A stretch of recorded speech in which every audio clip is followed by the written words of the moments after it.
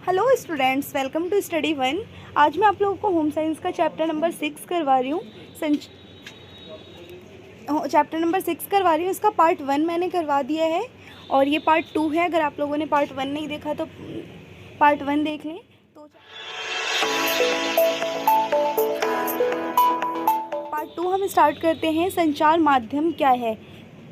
संचार माध्यम या फिर मीडिया। संचार माध्यम को मीडिया कहते हैं। तो अभी तक हमने पढ़ा था कि संचार क्या है। पार्ट 1 में हमने पढ़ा संचार क्या है और अब हम पढ़ेंगे संचार माध्यम। तो संचार माध्यम क्या होता है?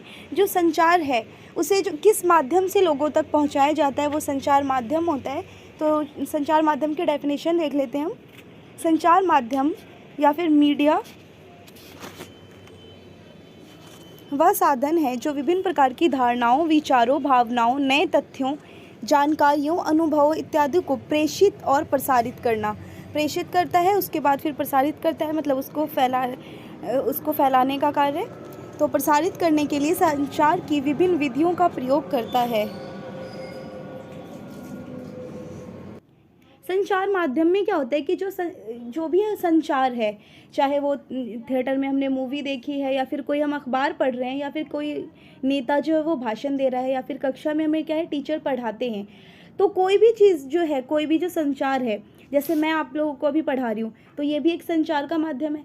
तो जो भी संचार है, तो क्या है, जो भी संचार है उसे लोगों तक किसी न किसी माध्यम द्वारा पहुँचाया जाता है। तो इन संदेशों को लोगों तक पहुंचाने के लिए किसी न किसी माध्यम का प्रयोग किया जाता है और जिस माध्यम का हम प्रयोग करते हैं फिर क्या होता है, उसे संचार माध्यम कहते हैं। जैसे कि हम किसी से मोबाइल फ़ोन पर बात करते हैं तो वह हवा उस माध्यम के रूप में काम करती है जिससे ध्वनि तरंग संचारित होती है। इसलिए संचार एक प्रक्रिया है। तो संचार माध्यम या मीडिया, संचार क्या है? एक प्रक्रिया है। और संचार माध्यम या फिर मीडिया क्या है? मीडिया क्या है? जो किसी सूचना, संदेश, विचार इत्यादि को दूसरे तक पहुंचाने के लिए संचार के विभिन्न विधियों का प्रयोग करती है। वर्तमान समय में जनसंचार माध्यमों में संचार के लिए आधुनिक प्रौद्योगिकी का बड़े पैमाने पर प्रयोग किया जाता है। आजकल काफ़ी आधुनिक प्रौद्योगिकी आ गई है जिसके माध्यम से लोगों तक सूचनाएँ पहुँचती है। पहले इतना ज़्यादा डेवलप नहीं था, पहले इतनी ज़्यादा जो है चीज़ें नहीं थी लोगों तक संचार के माध्यम के रूप में, लेकिन आजकल जो है वो बहुत सारी चीज़ें आ गई है। जैसे कि यहाँ पर आपको कुछ पिक्चर्स भी दिखाई गई है, मीडिया के कुछ साधन हैं। इन सारी चीज़ों से लोगों तक जो है वो सूचना पहुँचती है।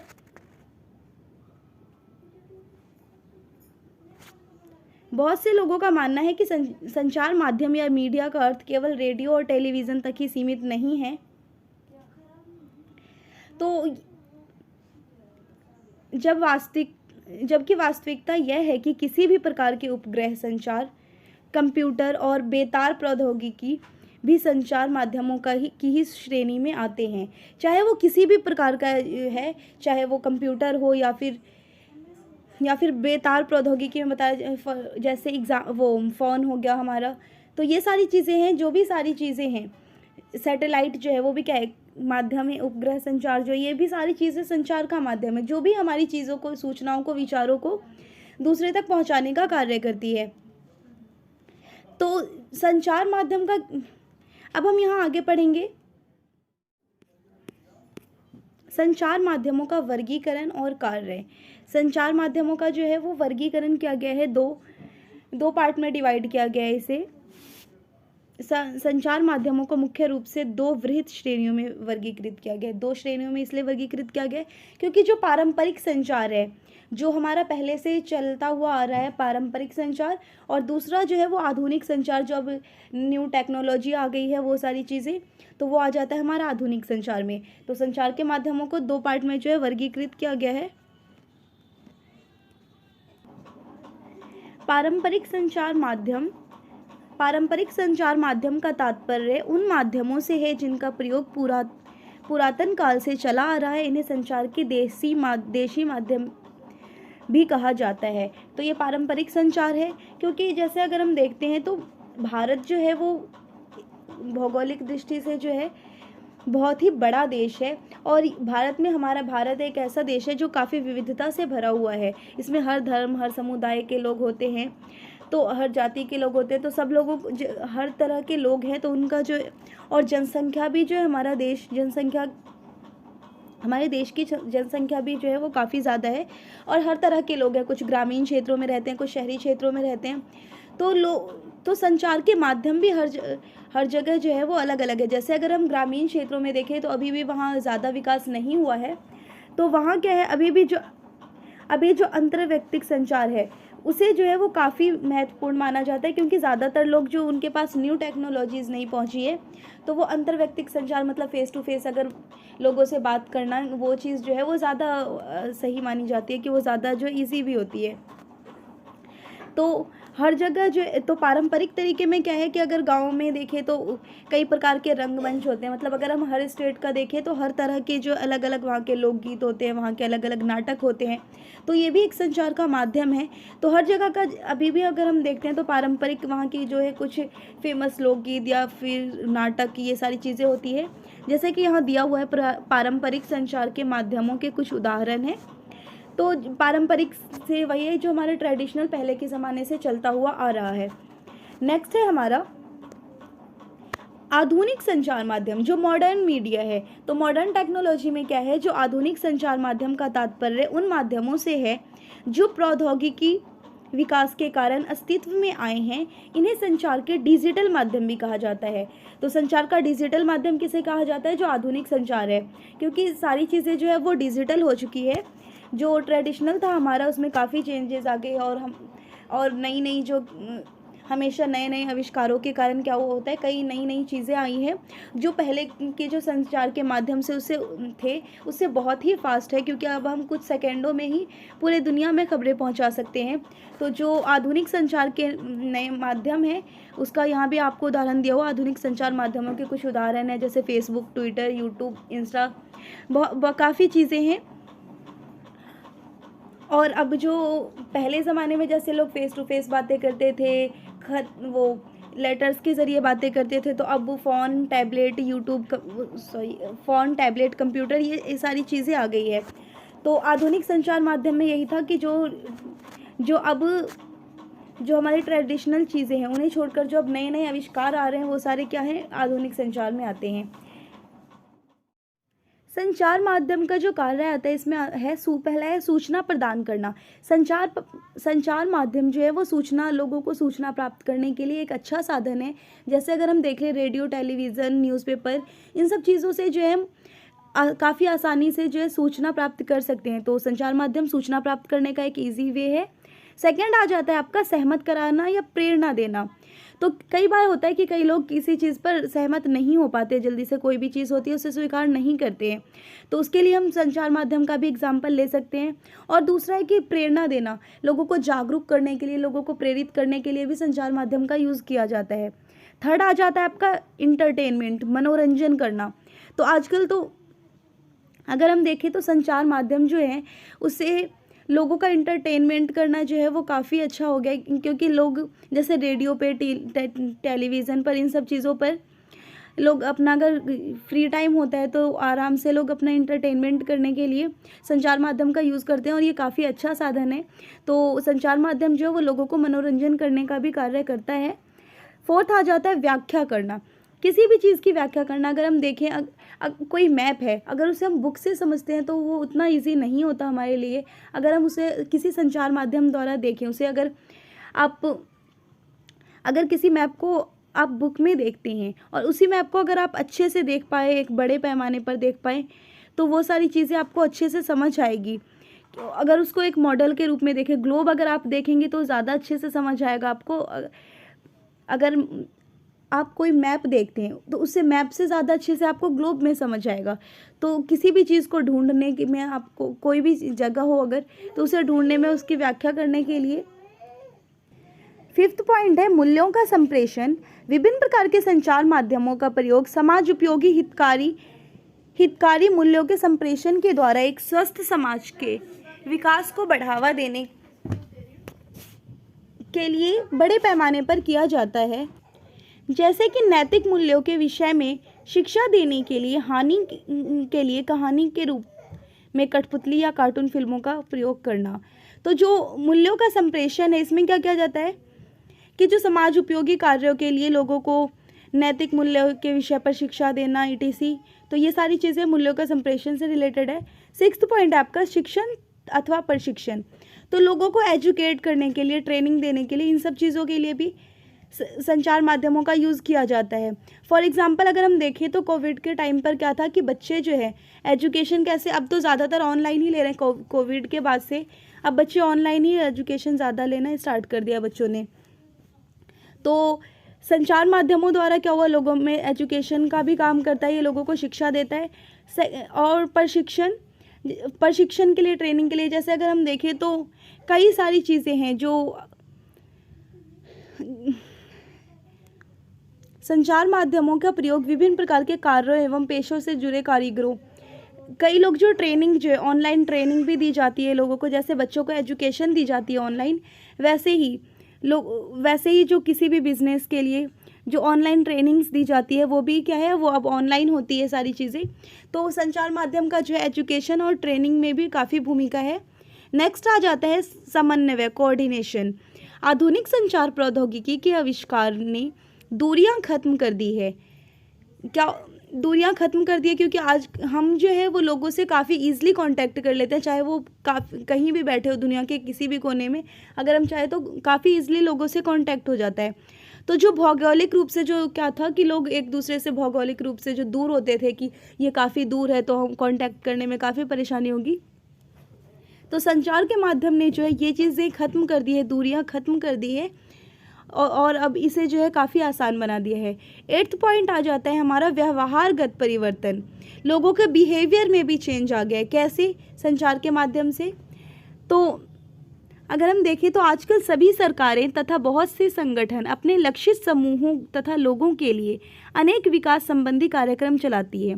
तो जो हमारी गवर्नमेंट है या फिर कोई भी ऑर्गेनाइजेशन है तो वो अलग अलग कार्यक्रम चलाती है, लेकिन उन कार्यक्रमों के बारे में जब तक जनता को पता नहीं चलेगा, सरकार ने मान लिया कोई भी कार्यक्रम चलाया, ठीक है, अगर वो जनता तक नहीं पहुंचता है, जनता तक वो कैसे पहुंचता है? संचार के माध्यमों द्वारा, भले ही वो पोस्टर बना के हो या फिर आप ऑनलाइन अगर हर जगह फैला रहे हो, तो जो भी चीज़ें तो संचार के माध्यमों द्वारा उसे जनता तक पहुंचाया जाता है, तभी जनता जो है उसे अपने बिहेवियर में लाती है। जैसे कोरोना टाइम पर क्या था, लोगों को जो जागरूक करना था, जानकारी पहुंचानी थी, तो अगर क्या संचार के माध्यम नहीं होते तो लोग जब अपने घर में बैठे हुए थे तो उस टाइम पर सभी लोगों को जागरूक करना, सभी लोगों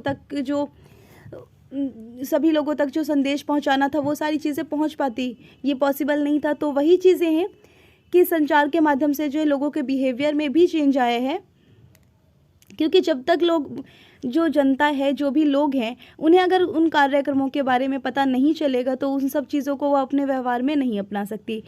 फिर 9th पॉइंट है हमारा विकास, डेवलपमेंट में जो है अगर कहीं भी जहाँ संचार के माध्यम जो टेक्नोलॉजी इतनी ज़्यादा डेवलप हो जाएगी तो फिर डेवलपमेंट तो होगा ही। तो संचार के माध्यमों को राष्ट्रीय विकास का एक प्रमुख माध्यम माना जाता है। जितना ज़्यादा डेवलप कंट्री होगी तो वहाँ क्या हो जाएगा, वहाँ जो संचार के माध्यम है, टेक्नोलॉजी है, वो भी डेवलप होगी। संचार साधन विभिन्न क्षेत्रों से संबंधित विशेषज्ञों और सामान्य लोगों को एक दूसरे से के पास लाता है। जो स्पेशलिस्ट है और जो सामान्य लोग हैं वो क्या है, संचार के माध्यम द्वारा एक दूसरे के कांटेक्ट में रहते हैं, एक दूसरे के पास रहते हैं, जिससे क्या होता है कि लोगों की जो समस्याएं हैं उन्हें वो समझते हैं, जो स्पेशलिस्ट हैं, उसके जो विशेषज्ञ हैं, और फिर उन्हें उनकी जो समस्याएं हैं उनका समाधान होता है। तो इस तरह ये कहना गलत नहीं होगा कि संचार माध्यमों का विकास प्रक्रिया के महत्वपूर्ण स्थान है। नेक्स्ट आ जाता है हमारा संचार प्रौद्योगिकी क्या है, व्हाट इज कम्युनिकेशन टेक्नोलॉजी। संचार प्रौद्योगिकी क्या है? संचार प्रौद्योगिकी का तात्पर्य सूचना को नियंत्रित करने और संचार में सहायता देने के लिए विकसित और प्रयोग की जाने वाली विभिन्न प्रौद्योगिकियों से है। तो संचार प्रौद्योगिकी का मतलब है कि जो अभी हमने पढ़ा, संचार प्रौद्योगिकी का तात्पर्य संचार को नियंत्रित करने और संचार का जो विकास करने में जो प्रयोग किया जाता है उसे संचार प्रौद्योगिकी कहते हैं।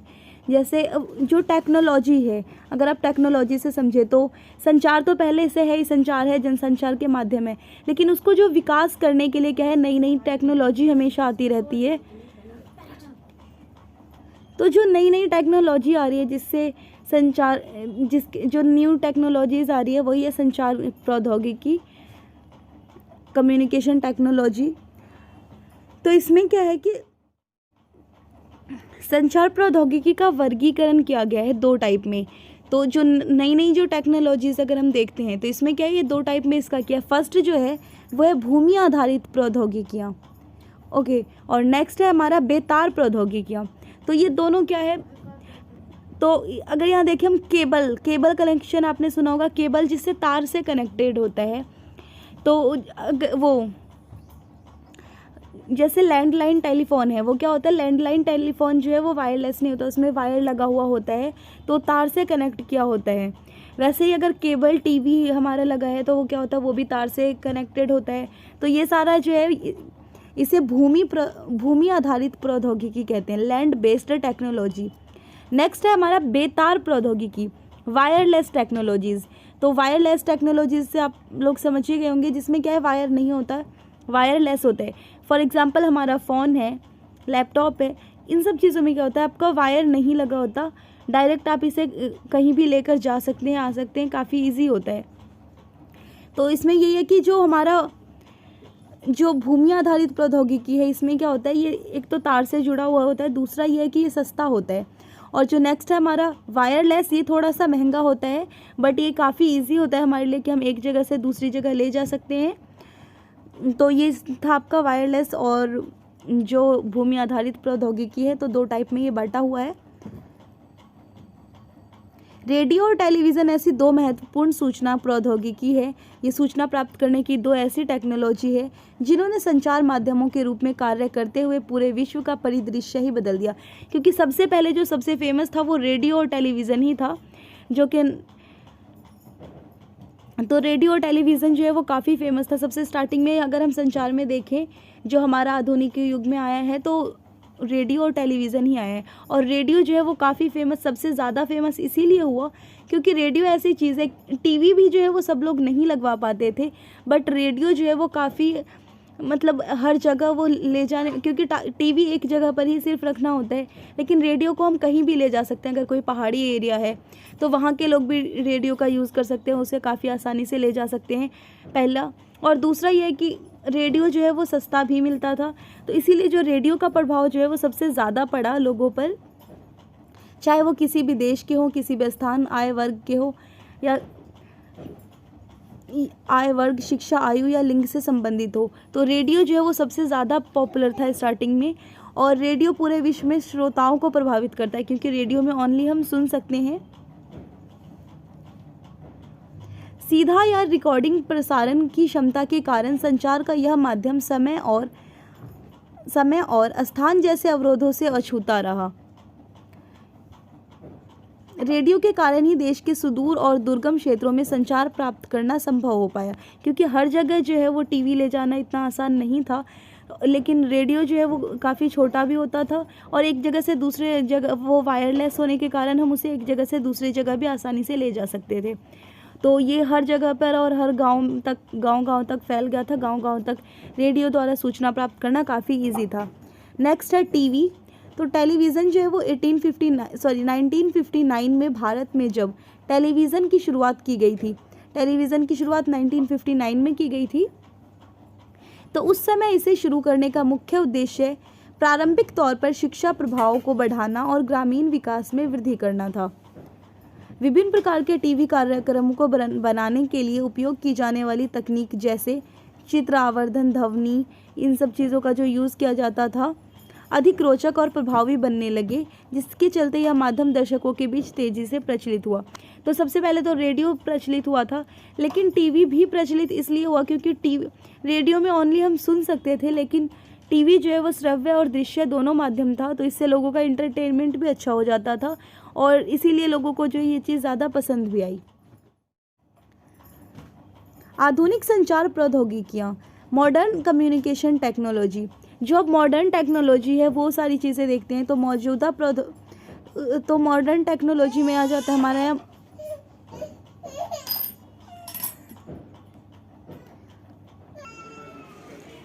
फर्स्ट है माइक्रो कंप्यूटर, सेकेंड है दृश्य पाठ, वीडियो टेक्स्ट, एंड थर्ड है इलेक्ट्रॉनिक मेल या फिर ईमेल। तो ईमेल भी जो है वो काफ़ी आसानी से लोगों तक जो है आज जो ईमेल है और जो पहले वाला मेल था, जो पहले लोग एक जगह से दूसरी जगह पहुंचाते थे, तो पहले कागज़ के ज़रिए लोग पहुंचाया करते थे, बट अब इलेक्ट्रॉनिक हो गया, जो ओनली आप कंप्यूटर पे टाइप कर सकते हैं। और पहले भी जैसे लिखते थे अभी भी वैसे ही लिखना होता है, बट अब इसमें इतना डिफरेंस है कि अब ऑनलाइन हम डायरेक्ट कंप्यूटर पे टाइप कर देते हैं, हमें किसी कॉपी या किसी पेज पर नहीं लिखना पड़ता, और एक साथ हम कई जगह पर भी एक मेल को भेज सकते हैं। और फोर्थ है हमारा यहाँ पारंपरिक क्रियात्मक वीडियो, इंटरेक्टिव वीडियोज़। और नेक्स्ट है दूर सम्मेलन टेलीकॉन्फ्रेंस। दूर सम्मेलन अर्थात टेलीकॉन्फ्रेंस का तात्पर्य एक ऐसे पारस्परिक क्रियात्मक समूह संचार से है जिसमें भौगोलिक रूप से एक दूसरे से दूर बैठे लोगों के बीच वीडियो कॉल के माध्यम से संवाद स्थापित किया जाता है। इस आधुनिक संचार प्रौद्योगिकी के कारण लंबी दूरियों की यात्रा किए बिना भी बैठकें आयोजित करना संभव हो गया है। व्हाट्सएप माध्यम से वीडियो कॉल टेलीकॉन्फ्रेंस का ही एक रूप है। तो दूर सम्मेलन क्या, जो टेलीकॉन्फ्रेंस है उसमें क्या है, जो हम वीडियो कॉलिंग द्वारा जो एक दूसरे से कनेक्ट होते हैं, जो काफ़ी दूरी पर जो लोग हैं उनसे भी हम क्या होते हैं, ऐसा लगता है जैसे सामने बैठकर हम बातें कर रहे हैं वीडियो कॉलिंग के द्वारा, जैसे व्हाट्सएप पर, ईमो पर, जूम मीटिंग पर, इन सब चीज़ों पर जब हम मीटिंग होती है, तो ये क्या है, जो संचार होता है इस पर, ये आपका आता है टेलीकॉन्फ्रेंस में, जो वीडियो कॉलिंग के द्वारा बातें की जाती है। तो ये था जो आपकी जितनी भी मॉडर्न टेक्नोलॉजी है जिसके द्वारा क्या है, काफ़ी दूरियां जो है वो कम हो गई है। हम बिना कहीं जाए हुए वहाँ दूर से ही हम क्या है ऐसे बातें कर सकते हैं जैसे कि हम पास बैठकर बातें कर रहे हो, जैसे कि वीडियो कॉलिंग में बातें होती है। तो ये जो मॉडर्न टेक्नोलॉजीज़ है उसके बारे में बताया हुआ है कि कौन कौन सी नई नई मॉडर्न टेक्नोलॉजी अब आ गई है। तो आपका ये था पूरा